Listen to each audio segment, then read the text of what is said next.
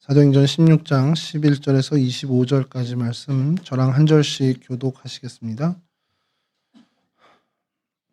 우리가 드로아에서 배로 떠나 사모드라게로 직행하여 이튿날 네아폴리로 가고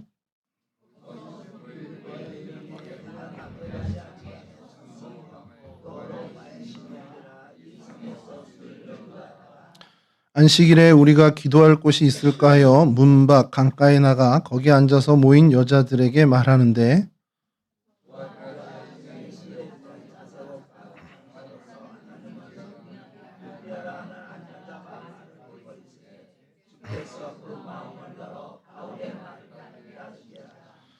그와 그 집이 다 세례를 받고 우리에게 청하여 이르되 만일 나를 주 믿는 자로 알거든 내 집에 들어와 유하라 하고 강권하여 머물게 하니라.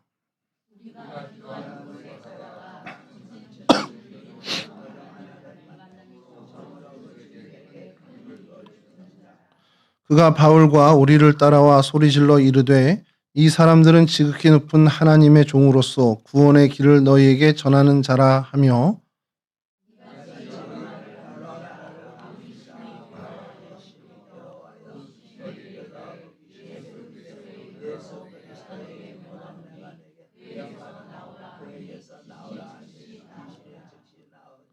여종의 주인들은 자기 수익의 소망이 끊어진 것을 보고 바울과 실라를 붙잡아 장터로 관리들에게 끌어갔다가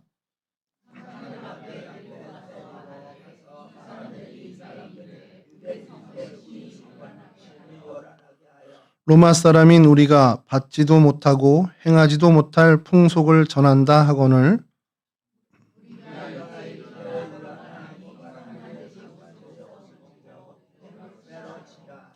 많이 친 후에 옥에 가두고 간수에게 명하여 든든히 지키라 하니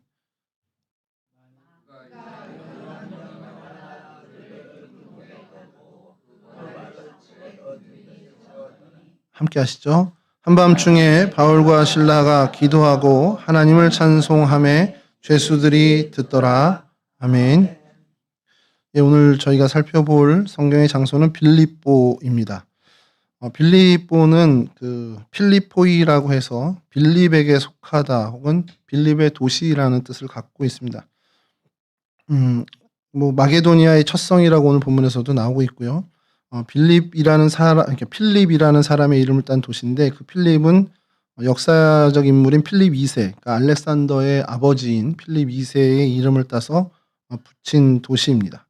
먼저 위치를 좀 보여드리겠습니다. 첫 번째 지도를 보여주시면 팔레스틴에서 이제 지금의 튀르키예, 소아시아를 지나서 유럽인 그리스, 이제 그때 당시 이제 마게도니아 지역이라고 하는데 그 지역의 첫 번째 항구 네아폴리 항구 바로 인근에 있는 도시입니다. 네아폴리에서 이제 배를 내린 다음에 그다음에 이제 첫 번째 가게 된 도시가 빌립보고 거기서 오늘 본문처럼 저희가 루디아를 이제 만나게 되고 복음의 첫 열매를 거두게 되죠. 다음 지도를 좀 조금 확대해서 보여드리면 이제 저 드로아에서 사모드라 이제 사모트라케 섬인데 지금 이름은 그렇고요. 그다음에 성경의 네아폴리가 지금 카빌라라는 도시입니다. 그래서 거기에 내려서 조금 올라가서 이제 빌립보 도시에 들어가게 됩니다. 여기를 좀 위성 사진으로 좀 보여드리면 현재 빌립보 도시는 필리피라고 해서 저쪽에 현재 도심이 구성되어 있고요. 그곳과는 다르게 이쪽에 작은 위성 도시인데 키니데스인가 그렇게 되는 곳에 옆에 여기 유적지가 발견이 됩니다. 이게 1930년대에 처음 발견이 돼서 고대 빌립보 도시라는 것이 이쯤이다라는 것은 1930년대부터 이제 확인이 됐던 부분이고요. 거기에 조금 이제 고고하게 발전되면서 오늘날 좀 많은 성과가 있었던, 그러니까 고고하게 굉장히 성과가 있었던 곳이 바로 이곳입니다. 다음 사진을 좀 보여주시면 조금 확대된 곳인데 이 빌립보 유적지, 아까 그 지방 도시 옆쪽에 유적지가 이렇게 따로 지금은 그리스 정부에서 관리를 하고 있습니다. 이곳에 여러 유적들이 보여집니다. 여기 옥타곤 교회라고 있고요. 또 바실리카 AB 이렇게 있고 로마 광장, 로마 경기장, 그리고 여기에 프리즌 오브 폴이라고 해서 사도 바울의 감옥이라는 곳도 이제 등장을 합니다.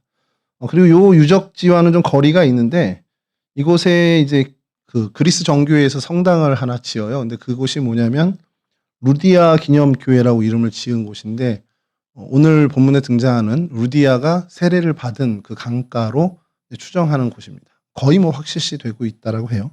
요런 정도의 이제 지역을 저희가 오늘 살펴보려고 합니다. 이 빌립보는 원래 크레니테스라는 이제 지명으로 이름이 불렸던 곳입니다. 그래서 샘들이라는 뜻을 갖고 있던 크레니테스라는 그 도시였는데 이제 필립 2세 때 이제 마게도니아 왕이죠. 그 알렉산더 대왕의 아버지였던 이 필립 2세가 이 그 인근에 금광이 발견된 거를 이제 알고는 이곳에 대규모 이제 채굴 사업을 시작을 합니다. 그리고 많은 인력들을 이주를 시키고 이제 도시를 건설을 하게 돼요. 그 도시 이름을 이제 자기의 이름을 따서 빌립보라고 이제 짓게 된 겁니다. 주전 이게 356년 정도에 이 벌어진 일이니까요. 그때 이제 광산이 이제 활발하게 개발되고 당시의 환율로 했을 때 1년에 1000달란트 정도가 수확됐을 정도니까 어마어마한 양의 금이 이제 채굴이 됐던 곳이었습니다. 근데 이제 뭐 마게도니아 시대가 끝나고 이제 로마 시대가 도래하면서 주전 168년 요때쯤에 로마의 이제 완전한 속국이 이제 되고요. 그래서 로마의 통치하에 놓이게 되는데 그 이후에 뭐 로마 통치를 쭉 지나가다 이 도시가 좀 부각되게 된 것이 주전 42년에 이제 내전, 유명한 내전이 하나 벌어집니다. 그때 이제 우리가 잘 알고 있는 시저를 배반한 브루투스와 카시우스가 연합한 군대가 있었고 또 우리가 잘 알고 있는 안토니우스하고 옥타비아누스가 연합한 나중에 이제 정권을 잡게 되는 그 둘의 연합군이 이곳에서 전투를 하게 됩니다. 그리고 결정적으로 이 전투에 패배한 브루투스와 카시우스 군이 사실 이제 권력에서 물러나게 되고 안토니우스와 옥타비아누스가 이제 이 실질적인 로마의 권력을 장악하게 되죠. 나중에 뭐 안토니우스와 옥타비아누스도 이제 싸우게 되고 뭐 그때 유명한 클레오파트라도 등장하게 되고 뭐 해전도 등장하죠. 그래서 이제 옥타비아누스가 완전 최종 이제 황제에 등극을 하게 되는 그런데 그 첫 이제 전투가 시작된 것이 빌립보 이 지역이었다는 겁니다. 이 지역이 이후에 이제 뭐 그 전투를 포함해서 그 로마 치하에서 퇴역한 로마 군인들을 좀 이주시켜서 거주하게 했던 지역입니다. 이제 금광 개발이 다 끝난 이후죠. 이제 그 마게도니아 시절에 금광 개발이 다 끝나고 채굴이 다 지난 다음에 로마에서 이곳을 통치할 때는 퇴역한 군인들의 안식처 개념으로 이곳에 이주를 시켜서 이제 여생을 보내게 하는 그런 도시로 유명했습니다. 그래서 뭐 콜로니아 줄리아 필리펜시스라는 도시로 아예 그 기록에도 등장을 합니다. 이곳이 등장을 하고요. 근데 이후에도 그냥 써왔던 이름이 빌립보다 보니까 그냥 빌립보라는 이름으로 오늘날까지도 사실은 사용하고 있는 중이고요. 이곳에 거주했던 사람들에겐 특권을 줬는데 로마 시민권자가 될 수 있는 권한을 주고 로마 시민권자가 되면 여러 가지 특혜를 주는데 그게 우리 바울에게서도 좀 살펴봤던 거지만 로마 황제에게 호소할 수 있는 권한이 일단 주어집니다. 그리고 특별한 이유 없이 신체가 구금되지 않을 권리를 갖게 되고 곡물이나 세금을 면제받는 특권을 받기도 하는데 그런 사람들이 모여 있다 보니까 이 지역은 로마 총독이 여기가 이제 로마 식민지잖아요. 이 지역이 로마 총독이 와서 그 행정을 관장하는데 그 행정에서도 제외되는 그러니까 자치 행정을 할 수 있는 그런 특혜를 받는 도시가 이 빌립보였다고 합니다. 우리가 이제 성경에서는 여기가 이제 언급되는 것이 오늘 사도행전 이곳에서 사실은 제일 처음에 언급이 되고 사실 이게 뭐 거의 다죠. 그리고 나서 이제 4장에 가서 뭐 몇 개가 이렇게 있는데 20장에 가서 몇 이야기가 있는데 뭐 3차 전도 여행 때 이제 들렸다 정도 그때는 이제 언급만 나오는 그런 정도입니다.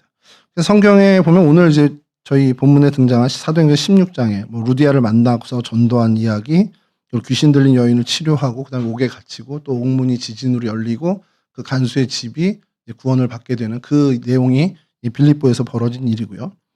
그리고 3차 선교 여행 때에도 이곳을 방문했다라고 언급되는 게 사도행전 20장 6절에 이제 언급이 됩니다. 이거 좀 띄워주시면 사도행전 20장 6절에 우리는 무교절 후에 빌립보에서 배로 떠나 닷새만에 드로아에 있는 그들에게 가서 이래를 머무니라. 이렇게 해서 한번 이제 등장을 합니다. 크게 뭐 이렇게 주목받는 건 없고요. 그냥 빌립보를 3차 여행 중에서도 들렸었구나 정도를 저희가 알게 되는 거죠. 그리고 이제 빌립보가 좀 더 많이 언급되는 것은 뭐 도시 이름이라기보다는 빌립보 교회에 대한 언급이 빌립보서에서 당연히 빌립보서에서 이제 많이 언급이 되겠죠. 그래서 이 빌립보 교회가 물심양면으로 사도 바울을 도왔다라는 것이 이제 빌립보서에 등장을 하죠. 빌립보서 1장 3절에서 5절인데요. 이걸 읽어드리면 내가 너희를 생각할 때마다 나의 하나님께 감사하며 간구할 때마다 너희 무리를 위하여 기쁨으로 항상 간구함은 너희가 첫날부터 이제까지 복음을 위한 일에 참여하고 있기 때문이라. 이렇게 사도 바울의 사역에 동참했다라는 것. 그리고 빌립보서 4장 10절에 가면 내가 주 안에서 크게 기뻐함은 너희가 나를 생각하던 것이 이제 다시 싹이 남이니. 그러니까 이들이 후원했던 것들이 열매를 맺기 시작했다라는 것을 이 빌립보서 4장에서 언급을 합니다. 그리고 10절 이후에 14절에서 16절에 이제 이 얘기를 하는 것이 이렇게 등장합니다. 그러나 너희가 내 괴로움에 함께 참여하였으니 잘하였도다. 빌립보 사람들아 너희도 알거니와 복음의 시초에 내가 마게도냐를 떠날 때에 받는 내 일에 참여한 교회가 너희 외에 아무도 없었느니라. 데살로니가에 있을 때에도 너희가 한 번뿐 아니라 두 번이나 나의 쓸 것을 보내었도다. 그래서 사도 바울의 사역에 굉장히 많은 헌신을 해 주었다라는 그런 이제 교회 공동체가 있었던 곳이 바로 이 빌립보 지역이고 빌립보 교회 공동체였습니다. 그래서 이곳 사진을 좀 보면 이제 첫 번째 사진 좀 띄워주시면 네아폴리에서 빌립보로 가는 길입니다. 이게 에그나티아 대로라고 해서 이들 말로는 비아 에그나티아라고 해서 이제 로마에서부터 콘스탄티노플까지의 그 도로입니다. 그 도로를 이제 이 길을 따르면 이제 네아폴리를 거쳐서 이제 넘어가서 드로아에 가서 이제 거기서 콘스탄티노플까지 가는 그 길인데 에그나티아 길이 이 길입니다. 실제 그 길입니다. 근데 여기 보시면 뭔가 큰 이동식 화장실 같은 게 하나 있습니다. 이게 주목을 끈게 됐는데요. 가다 보면 제일 먼저 눈에 띄는 이제 어떻게 보면 그 유적이라고 할 수 있죠. 가이우스 비비우스라는 사람이 이곳에 세운 그 석비입니다. 석비인데 가까이 가서 사진 찍은 것을 보시면 다음 사진 보여주시죠.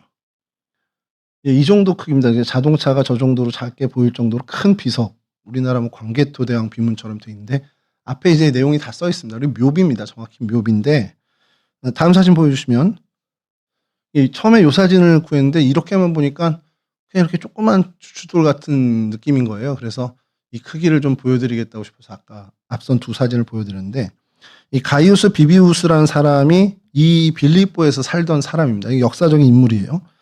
이 사람이 정확한 풀네임은 가이우스 비비우스 콰르투스라는 사람인데 자신의 무덤 앞에 후손들이 이렇게 석비를 세운 겁니다. 그 가문을 이제 가문의 후손들이 세운 거죠. 이 사람의 직업은 로마의 퇴역 군인이었던 것으로 되어 있고요. 그리고 빌립보시의 고위 관리, 판관으로 지냈다라고 기록에 되어 있습니다. 당시 이제 빌립보가 로마 퇴역 군인들의 정착지였다라는 것을 이제 다시 한번 이것으로도 증명이 되게 되죠. 근데 이 길가에 왜 이런 석비가 있냐? 당시에 자신의 가문이나 업적을 과시하기 위해서 그 후손들이 사람들이 많이 다니는 큰 길에 그 무덤을 쓰는 일이 많았다고 해요. 그러다 보니까 이때 가장 큰 대로 중에 하나가 이 에그나티아니까 이 큰 길 바로 옆에 이 묘를 쓴 겁니다. 사실은 이 정도 큰 길에 묘를 쓸 수 있다 그러면 이 빌립보 안에서 꽤나 유력한 사람이었고 그런 가문이었다라는 것이죠. 그러니까 그건데 주목하는 것은 요 석비의 산소 연도 측정을 하면 예수 시대 전입니다. 그러니까 AD, BC 그 전에 기원전에 세워진 거죠. 그리고 오늘날까지 이 자리에 있는 겁니다. 그럼 네아폴리에서 빌립보로 이동을 했던 길이니 당연히 사도 바울과 신라도 이 길에서 이 석비를 마주했을 거라는 거죠. 그러니까 그 길에 이런 게 있다라는 것을 좀 보여드렸고요. 그래서 그 빌립보 고대 도시에 이제 도착을 하게 되면 요즘 이게 굉장히 큰 성과가 일어난 건데 다음 사진 보여주시죠.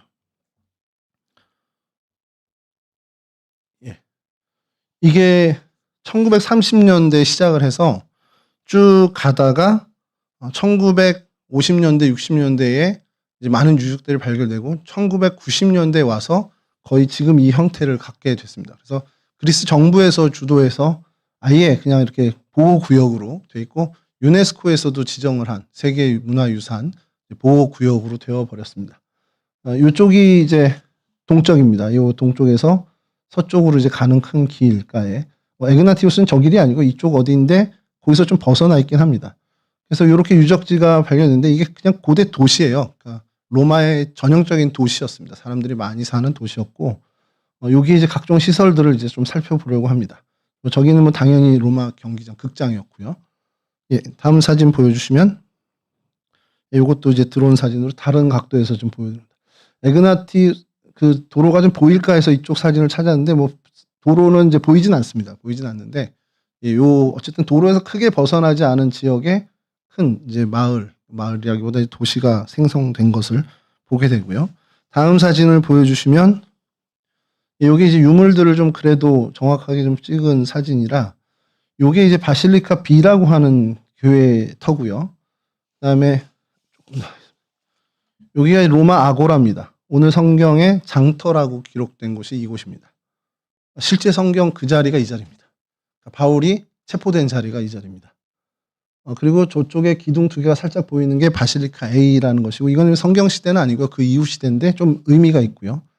그 다음에 여기 잘 보이시는 요 나무 뒤에 가려져서 그런데 약간 천막 쳐져 있는 이따 사진으로도 보일 텐데 거기가 이제 팔각형이라고 해서 옥타곤 교회라고 있어요. 근데 이곳이 굉장히 이 빌립보에서는 저희가 가장 주목해야 될 두 곳 중에 하나입니다.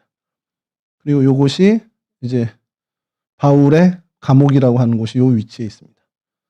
요 정도 돼 있고요.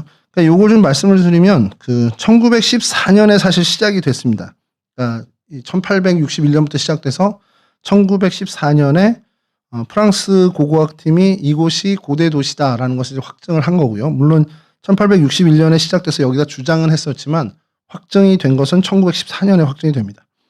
그리고 나서 그때 이제 발견된 건 바실리카 AB라고 하는 그 바티칸 시대 그 바실리카 양식의 예배당 두 개. 그러니까 이제 그 비잔틴 시대의 그 유물들이 이제 발견이 된 거죠. 그때 당시.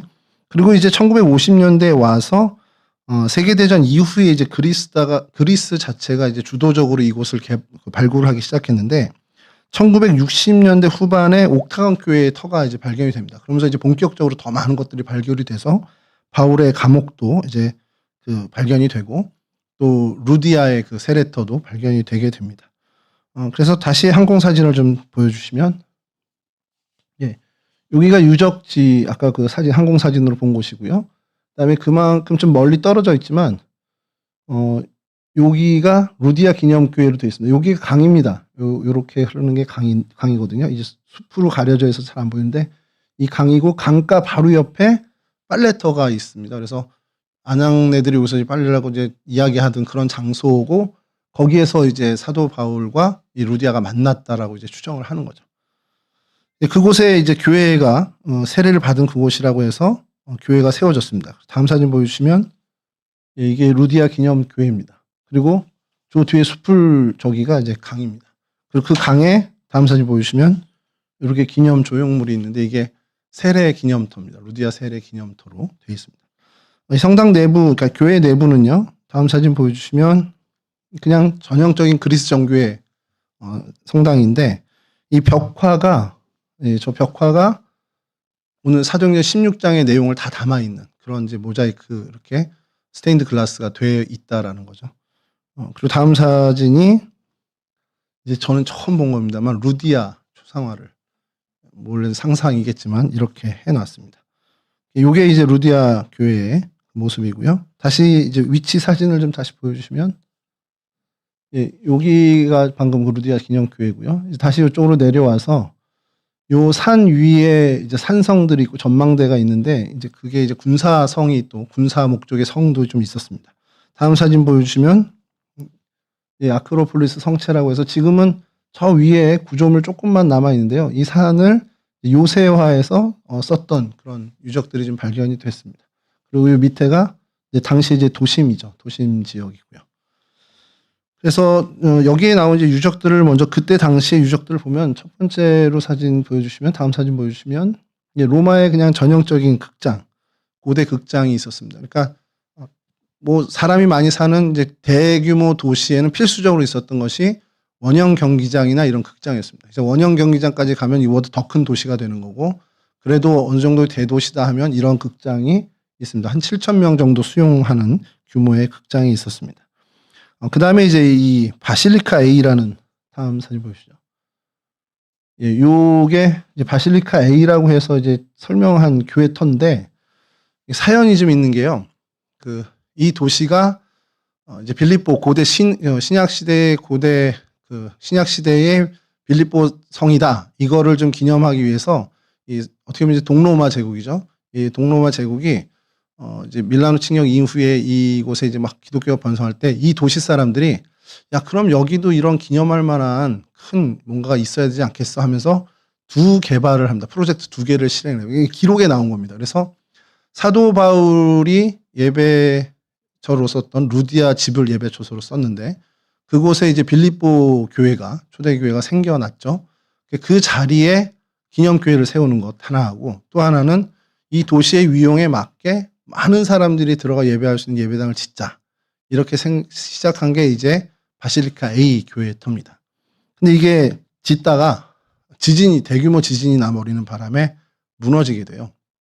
당시에 그 기술로는 무너진 거를 다시 재건하는 건 어렵고, 이제 할 수는 있겠지만 그거보단 새로 짓는 게 더 어떻게 보면 비용이나 에너지가 훨씬 더 저렴하기 때문에 바실리카 B 교회를 이제 하는 걸로 하고, 여기는 그냥 무너진 터 그대로 나눠서 놔두고 보존을 하게 됩니다. 그리고 이제 사도 바울 기념교회 옥타곤 교회라는 교회는 계속 이제 건립이 되고 완공이 되고요. 그래서 바실리카 A가 그런 스토리를 갖고 있는 교회인데, 다음 사진 보여주시면 이렇게 기둥 큰 2개만 남아 있습니다. 가까이 가면 이제 십자가 모양의 기둥 이렇게 문양이 저 안에 양각으로 파여 있습니다. 그 다음에 이제 바실리카 B인데요. 예, 다음 사진 보여주시면 이건 바실리카 B라고 해서 이런 모양이었다라는 예배당이. 근데 이게 여기도 사연이 있는 게 이게 계획도입니다. 이제 완공하고 바로 무너져 버려요. 예, 그래서 다음 사진 보여주시면 예, 이건 역시도 그냥 이렇게 터가 남아있는 상태로만 보존이 되고 있습니다. 재건은 하지 못했습니다. 결국엔 재건하지 못했는데, 여긴 또 슬픈 사연이 뭐냐면 바실리카 양식으로 해서 우리가 돔 형식으로 짓는 겁니다. 그러니까 바실리카 A는 짓다가 무너진 거고, 여기는 지었어요. 그게 이제 콘스탄티노플에 있는 소피아 성당이 이제 최대 동로마의 최대 성당이다 보니까 그거를 이제 본따서 규모는 좀 작지만 그 형태의 예배당을 지은 겁니다. 이 빌립보라는 도시가 자신의 도시의 위용을 좀 과시하기 위해서. 근데 짓자마자 설계상의 문제인지 시공상의 문제인지 모르겠는데 무너져 버립니다. 그러니까 돔 자체를 이제 그 기술력이 딸린 거죠. 쉽게 얘기해서. 무너져서 재건을 해야 되는데 재건을 못한 채로 몇백 년이 흘렀고, 그렇게 이제 고대 도시에서 잊혀진 도시로 됐다가 오늘날에 이제 발굴을 하게 된 겁니다. 그러니까 슬픈 사연입니다. 예배당을 짓다가 오늘날로 지금 부도가 난 겁니다. 그래서 더 이상 못 짓게 되는 그런 상황이고, 그래서 그리스 정부에서 이 무너진 터도 붕괴 위험이 있어서 다시 이제 보수 공사를 하게 되는데요. 보수 공사 당시의 사진이 있습니다. 다음 사진 보여주시죠. 예, 이렇게 저희 요즘 모습과 너무 흡사한 이렇게 돼 있습니다. 그래서 보수를 그리스 정부에서 완전히 주도해가지고 좀 이렇게 해서 지금 현재는 보수 공사는 다 끝난 상태고, 그 상태, 무너진 상태로 보존해서 지금까지 유지하고 있고요. 그리고 요 성당 때문에, 이 터 때문에 이 지역이 세계문화유산이 됩니다. 다음 사진 보여주시면 예, 고대 도시, 빌립보의 고대 도시라고 이렇게 되어 있습니다. 그래서 이 지역 전체가 세계문화유산이 된 데에는 아까 바실리카 B 그 교회터가 영향을 줬다라는 것. 예, 그리고 나서 이제 다음 사진 보시면 아까 그 중간에 있었던, 가운데 있었던 요 공터가 이제 로마 도시에 늘 있었던 아고라라는 곳. 그러니까 우리 성경에는 그 광장이라고 표현도 되기도 하고요. 오늘 본문에서는 장터라고 표현이 됐습니다. 그래서 이곳에서 사도 바울이 사람들에게 모함을 받고 이제 체포가 되는 실제 성경의 그 자리가 이 자리입니다. 이건 이제 역사학이나 고고학에서 완전히 증명이 된 몇 안 되는 사례 중에 하나죠. 그리고 나서 사도 바울이 그 자리에서 이제 매를 맞고 감옥으로 끌려가잖아요. 그 다음 사진 보여주시면 여기가 그 감옥의 입구입니다. 근데 요거를 조금 더 확대해 보여드리면 다음 사진 보여주시죠. 이게 이제 사도 바울 감옥의 입구 표지판이고요. 그리고 전면에서 찍은 사진은 다음 사진 보여주시면 여기가 그 감옥 터입니다. 이 안으로 들어가서 이게 요런 이제 굴이 군데군데 몇 개 있어요. 그리고 이게 훗날에 감옥으로 쓰이다가 나중에는 물 저장고로 사용됐던 흔적이 있습니다. 그러니까 이게 사도 바울과 실라가 갇혔던 그 감옥의 모습입니다. 실제 이 모습입니다. 그러니까 고고학에서 굉장히 큰 업적을 저희들에게 베푼 게 저희들이 뭐 영화 옛날에 뭐 배너나 이런 시대 영화를 보면 제대로 철장 있고 뭐 이런 감옥이잖아요. 이렇게 저희가 생각하는 보통의 교도소 정도의 모습인데 실제 이 당시에 감옥은 그냥 토굴이었습니다. 이런 토굴이라고 생각하시면 되고 여기에 가둬놓고 이제 돌로 막아놓기도 하고 뭐 쇠창살을 해놓기도 하고 아니면 뚫어놓고 그냥 착고만 채우는 그런 식의 형태로 감금을 했던 곳입니다. 그러니까 실제 바울과 실라가 갇혔던 것이 이런 형태라는 것이죠. 그리고 이 굴 중에 몇 개가 있는데 그 중에 사도 바울과 실라가 갇혔을 거다라고 추정하는 겁니다. 그래서 이거는 확실히 이거다라고 할 수는 없는데 이런 모습을 갖고 있습니다. 자, 그리고 이제 중요한 것이 옥타곤 사도 바울 기념교회인데요. 다음 사진 보여주시면 요건 이제 사도 바울 기념교회로 정식 명칭을 그렇게 하게 된 겁니다.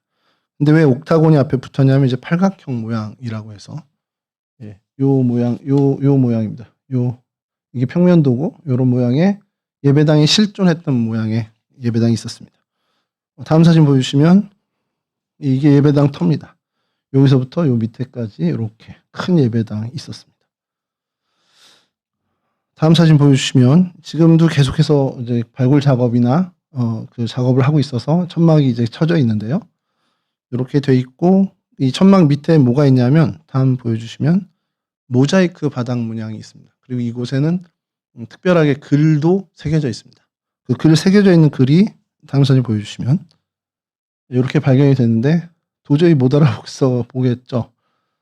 이걸 이제 요즘에 그 인공지능의 도움을 받아서 음영 처리를 좀 하면 다음 사진 보여주시죠. 이렇게 뜹니다.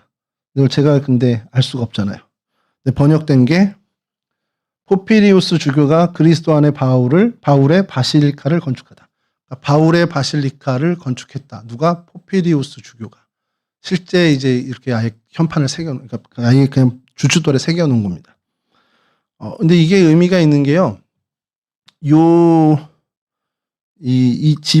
현재 집안 밑에 고대 기도처로 쓰였던 것이 발견이 됩니다. 그리고 거기에는 여러 기록들이 또 들어있고요.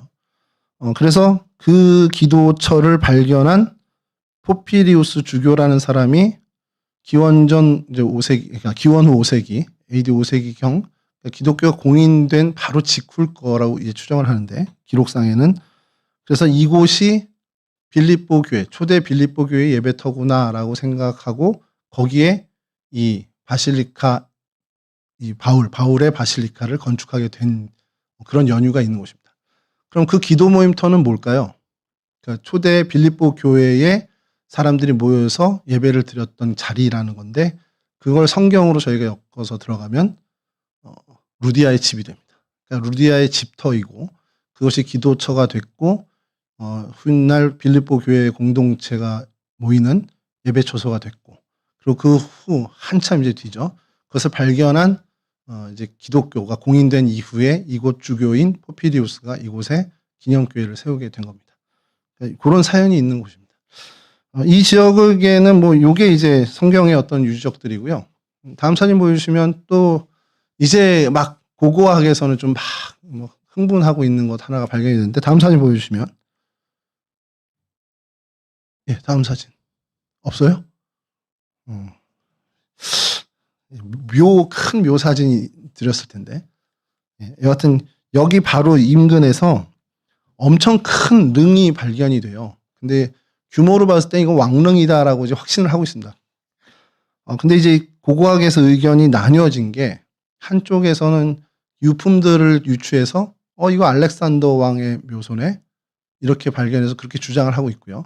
한쪽에서는 아니야 아직은 증거가 부족해 라고 이야기합니다. 그래서 그 왕릉이 저희 경주 가면 무슨 왕릉 있는 것처럼 이렇게 좀 돼 있어요. 그래서 그 사진이 있어서 이게 뭔가 하고서 이제 봤더니 알렉산더 대왕의 묘로 추정이 되는 그곳이 이 인근에 빌립보 가까이에 있습니다. 뭐 차로 한 5분도 안 걸리는 거리에 있습니다. 그래서 그런 정도가 있는 도시죠.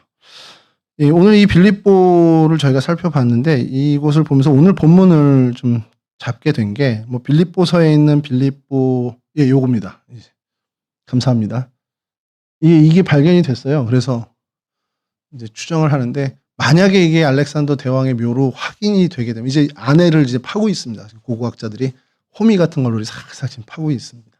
그래서 저게 만약에 알렉산더의 대왕 묘다 그러면 고고학계에서는 뭐 어떻게 보면 큰 획을 긋는 거고 그리스 정부로서는 너무 큰 수익원이 되니까 막 온 힘을 지금 쏟고 있는 상황입니다.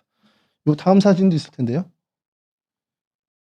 요 정도 위에 이렇게 봉분 안에 뭐 터도 좀 남아 있고요. 이런 모습입니다.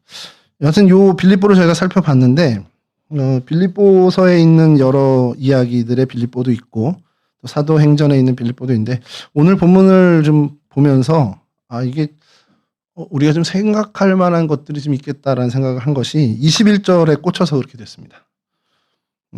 우리가 받지도 행할지도 못할 풍속을 전하고 있다라고 이제 고발을 한 거예요. 그럼 받지도 행하지도 못할 풍속이 도대체 뭔데? 그건 우리가 잘 알고 있죠. 예수 그리스도의 이름을 힘입어 구원을 받는다. 이게 이제 사도 바울과 실라가 전한 이들의 표현에 의한 풍속입니다. 풍속은 헬라어로 에도스라고 이제 성경에 기록이 되어 있습니다. 이건 이제 규례나 법도 이렇게 해석이 돼요. 우리 표현으로 이제 풍속으로도 해석이 됩니다. 그러니까 이게 정확히 얘기하면 삶의 법과식입니다. 삶의 방식과 삶의 정신, 삶의 양식. 그러니까 이 사람의 가치관, 세계관, 그리고 어떤 이 사람의 주관 이런 것들을 얘기하는 거죠. 그럼 이 사람들이 갖고 있었던 풍속은 사도 바울이 전한 풍속과는 전혀 다른 풍속을 갖고 있었다는 겁니다. 그러니까 사도 바울이 전하는 풍속은 따르지 못하는 풍속이었던 거죠. 그럼 이들이 가졌던 풍속이 뭘까라는 생각에서부터 좀 출발이 됐어요. 당연히 이들이 갖고 있던 풍속은 돈을 따르는 거죠. 돈이 우선되는. 뭐 이 도시 자체가 원래 금광이 있었던 도시죠. 엄청난 양의 금이 채굴되던 곳이었고 그러다 보니까 이 곳은 자연히 돈이 중심이 되는 그런 도시였을 겁니다. 필립 2세가 금을 캐기 위해서 애초에 이 도시가 그 목적으로 생겨난 도시죠. 그러니까 돈을 위해 생겨난 도시였습니다. 아까 말씀드린 것처럼 1년에 1,000달란트 이상의 금이 채굴되는 그러한 곳이었습니다. 그러니까 이 본문에 등장하는 귀신 들린 여인이 있었고 그 여인의 주인들이 있었습니다. 한 사람도 아니죠. 어쨌든 복수의 주인들이 있었는데 그 사람들이 자신들의 여종이 어떻게 보면 정상으로 회복되는 제대로 회복되는 그 장면을 보고 보통의 사람들이라면 어이구 드디어 고쳐졌네. 드디어 병이 났구나. 이런 반응을 보여야 하는데 이들은 전혀 다른 우리의 상식과는 다른 반응을 보이죠. 돈이 끊어져서 그거로 인해서 분개하는 모습을 보여주고 있습니다. 기뻐하기는커녕 분노에 찬 모습, 이유는 돈이 끊어져서. 이게 하나의 이유입니다. 단 하나의 이유는 돈줄이 끊어져서입니다. 여러분 이들이 갖고 있던 풍속이 이겁니다. 이들이 갖고 있던 세상의 풍속이 바로 이거예요. 돈이 최우선순위가 되는. 여러분 사람이 살아가는 것이 훨씬 더 중요한 거죠. 우리 뭐 이미 다 알고 있습니다. 사람이 살아나는 것, 그 생명이 보존되고 삶의 질이 높아지는 것, 이게 훨씬 더 돈보다 중요한 겁니다. 근데 이런 생각을 하다가 이때 빌립보는 어떻게 이런 생각으로 사는 사람들이 있었지? 라는 생각을 하는데 오늘날의 모습, 지금의 우리 모습을 생각하면 크게 다르지도 않네라는 생각이 드는 거예요. 돈이 많으면 행복하다라고 세상은 얘기합니다. 정말 돈이 많아야 행복하다. 이게 오늘날 시대의 정신 아닌가라는 생각이 들어요. 많은 젊은 사람들이 얼마 만들기 프로젝트 뭐 이렇게 하면서 돈이 있어야 그것이 곧 행복으로 직결된다라고 믿고 있습니다. 우리의 신앙보다 더 강한 신앙을 갖고 있습니다. 근데 여러분 우리가 잘 알고 있듯이 홍수가 나면 차고 넘치는 게 물이에요. 우리 주변에 홍수가 나면 뭐 물이 차고 넘칩니다. 근데 홍수가 날 때 제일 부족한 건 식수, 곧 물입니다. 홍수가 나서 물이 넘치는데 정작 마실 물이 없는 것처럼 풍요로운 세상을 우리가 살고 있지만 정작 그 안에서 진짜 영적 갈증을 해결하지 못하고 살아가는 시대가 오늘 우리의 시대 아니냐라는 거죠. 세상의 풍속은 이런 풍속입니다. 그러니까 세상의 풍속, 정말 돈에 어떻게 보면 사로잡힌 풍속이기도 하고요. 또 하나는 이때는 귀신 들린 여종이지만 요즘은 이제 그게 좀 바뀌었죠. 사주라든지 운세라든지 점이라든지 굉장히 미신적인 요소들이 우리 오늘날의 사람의 의식을 사실 점유하고 있습니다. 하나님께 맡겨야 되는 거죠. 우리의 인생과 우리의 삶을 하나님께 맡겨야 되는 게 올바른 우리의 풍속인데 그 풍속과는 전혀 다른 정말 뭔가 우리가 설명할 수 없는 힘의 어떤 미신적인 요소에 자신의 인생을 의탁하는 그런 사람들이 우리 주변에 너무나 넘쳐납니다. 얼마 전에 제가 TV 보면서 참 마음이 좀 그랬던 게 우리가 잘 알고 있는 유퀴즈 프로그램에 젊은 건축공학 출신의 무속인이 등장을 했습니다. 그리고 그 방송에서 진짜 흘려가듯이 한마디 했어요. 올해 2026년도에 전기는 관악산이 좀 좋습니다. 근데 그 한마디에 온 유튜브가 난리가 났습니다. 그게 뭔지 하고 클릭해서 들어가 봤더니 젊은 사람들마다 난리도 아닌 거예요. 관악산 정상 들려간다. 그래서 왜 그 아냐고 인터뷰를 하면 올해 여기가 전기가 좋대요. 죄다 그 얘기를 하면서 인터뷰를 하는 걸 좀 보게 됐습니다. 그래서 원래 등산도 싫어하지만 저길 왜 가지? 이제 그러면서 집사람과 한참 그 얘기를 했죠. 진짜 믿고 갈까? 저는 그렇진 않겠지.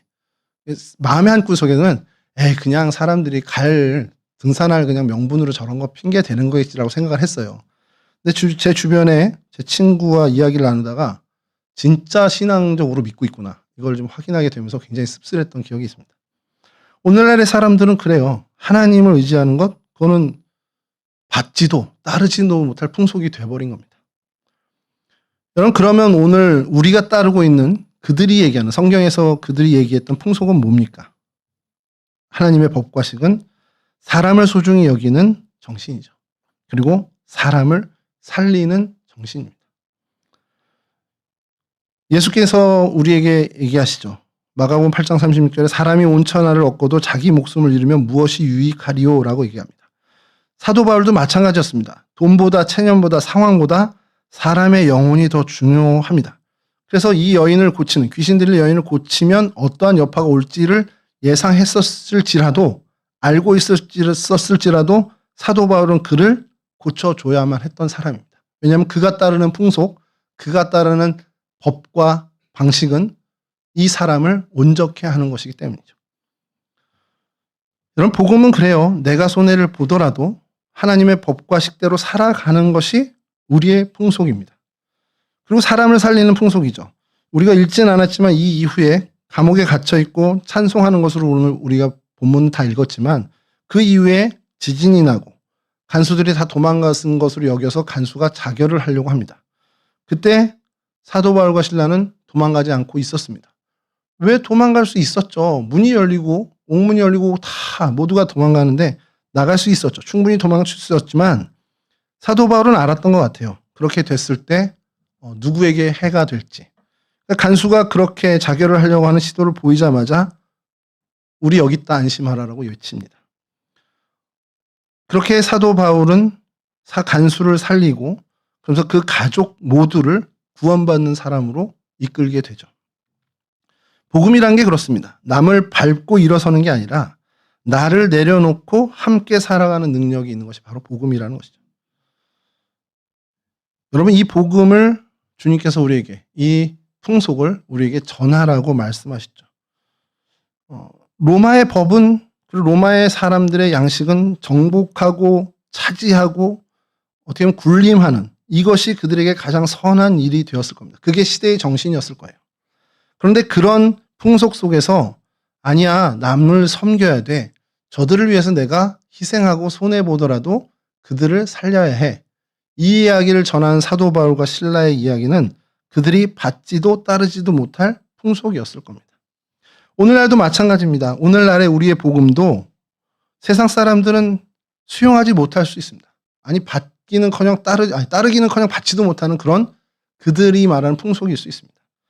그러나 사도 바울도 주님의 명령, 오직 성령이 너에게 임하시면 너희가 권능을 받고 예루살렘과 온 유다와 사마리아 땅끝까지 이르러 내 증인이 되리라 하신 그 말씀을 붙잡고 증거했습니다.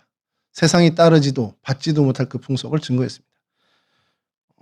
그때 시대나 오늘 우리의 살아가는 시대나 세상의 풍속은 여전히 같습니다. 본질적으로 같습니다. 그럼 주님은 오늘도 우리에게 요구하시는 것은 사도 바울과 실라처럼 우리 역시도 세상이 받지도 따르지도 못할 풍속을 전하는 데 주력하라고 말씀하고 계시다는 것이죠. 사실 여러분, 이건 우리 민족이 이미 그 수혜를 받아온, 그 은혜를 받은 민족입니다. 100여 년 전에 이 땅에 복음이 들어왔습니다. 새 풍속이 들어왔습니다.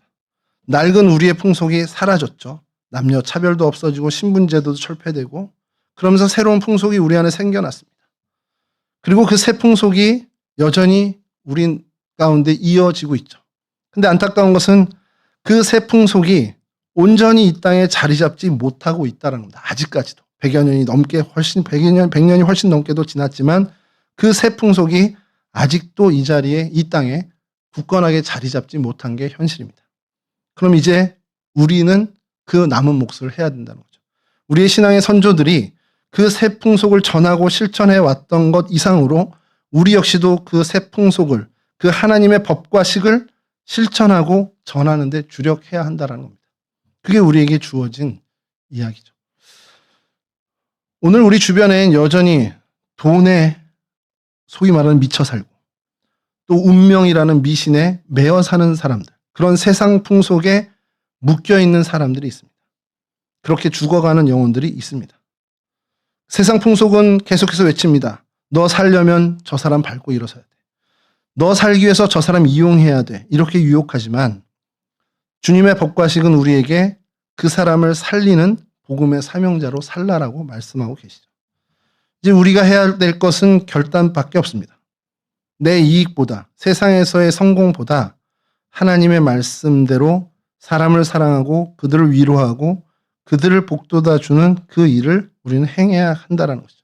그리고 그 영혼을 살리는데, 그 영혼을 이롭게 하는데 가장 핵심적인 것은 그들의 심령 안에 예수 그리스도의 복음을 심는 것입니다.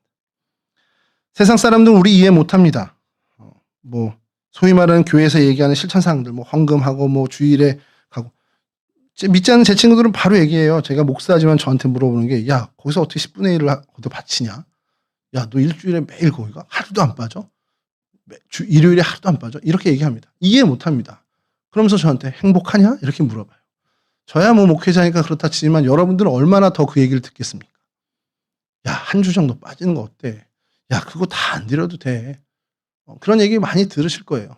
근데 우리의 방식은 전혀 다르죠. 하나님, 그리고 우리 생활 방식이 그들과 전혀 다른, 그들이 이해 못하는.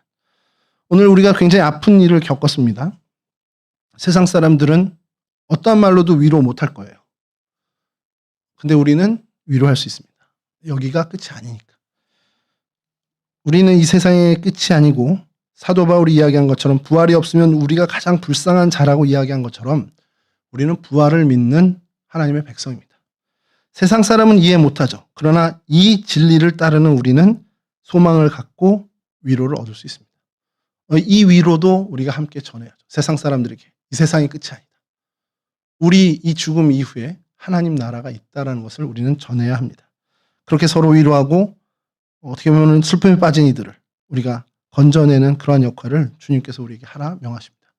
이러한 새 풍속을 전하는데 온 힘을 다하고 헌신할 수 있는 주님의 거룩한 백성들 되실 수 있기를 주님의 이름으로 간절히 축원합니다.